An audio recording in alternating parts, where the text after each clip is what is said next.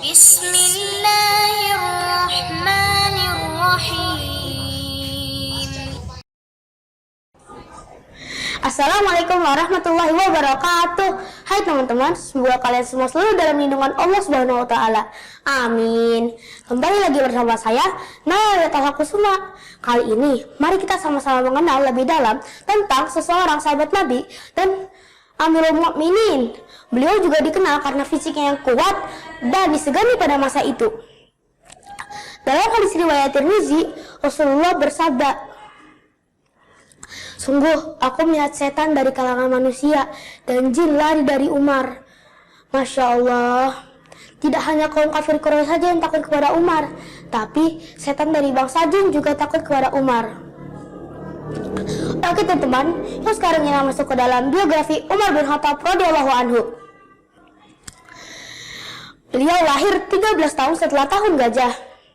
Beliau berasal dari Bani Adi, salah satu sub dari suku Quraisy. Ayah beliau bernama Khattab bin Nufail dan ibu beliau bernama Khattamah binti Hashim. Pada suatu hari, beliau ingin membunuh Rasulullah. Dalam perjalanannya, ia bertemu dengan Nu'aim bin Abdullah yang mengabarkan bahwa adiknya, Fatimah, telah masuk Islam.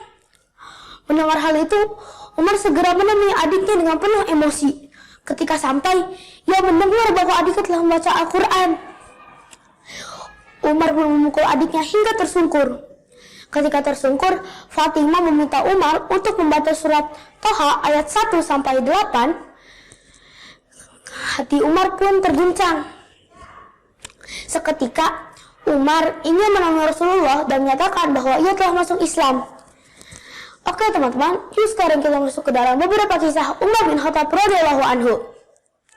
Kisah pertama, setelah turunnya wahyu perintah berhijrah, Rasulullah memerintahkan kepada para sahabat untuk pergi berhijrah menuju Madinah di malam hari atau di siang hari agar tidak diketahui para kaum kafir Quraisy. Tapi tidak dengan Umar. Ia secara terang-terangan bawa pedang, busur dan anak panah dan satu tongkat komando. Beliau pun mendatangi Ka'bah saat para kaum kafir Quraisy sedang berkumpul. Kemudian, ia mendatangi lingkaran orang satu persatu seraya menantang. Wajah-wajah celaka, Allah menistakan orang-orang ini. Aku akan pergi berhijrah menuju Madinah melaksanakan perintah Rasulullah.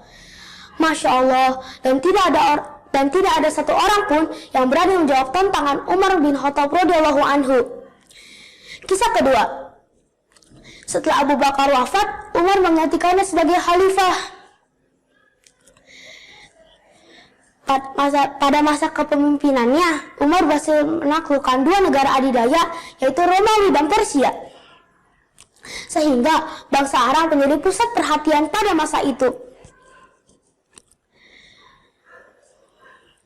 Beliau juga lah yang memerintahkan untuk merenovasi dan memperluas Masjidil Haram dan Masjid Nabawi. Masya Allah. Kisah ketiga, pada suatu hari di tahun 23 Hijriah, Umar hendak mengimami salat subuh. Pada saat bertakbir, Umar ditikam oleh seseorang. Ia adalah Abu Lu'lu'ah Fairuz, orang Persia yang dendam pada Umar karena telah menaklukkan Persia. Umar wafat saat luka di bawah pusarnya menembus sampai dalam lapisan kulit. Lihat jasad Umar, Ali bin Abi Thalib berkata, "Tidak ada orang yang kucintai setelah Rasulullah daripada Umar. Semoga Allah dengan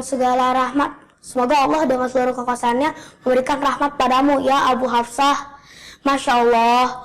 Nah teman-teman, demikian kisah tentang Umar bin Khattab radhiyallahu anhu. Semoga dengan kisah ini kita dapat meneladani karakter dan akhlak mulia Umar bin Khattab radhiyallahu anhu ya. Insya Allah. Tetap semangat dan terus semangat. Terima kasih sudah menyaksikan. Wassalamualaikum warahmatullahi wabarakatuh. Subhanakallahumma wa bihamdika asyhadu an la ilaha illa anta astaghfiruka wa atubu ilaik.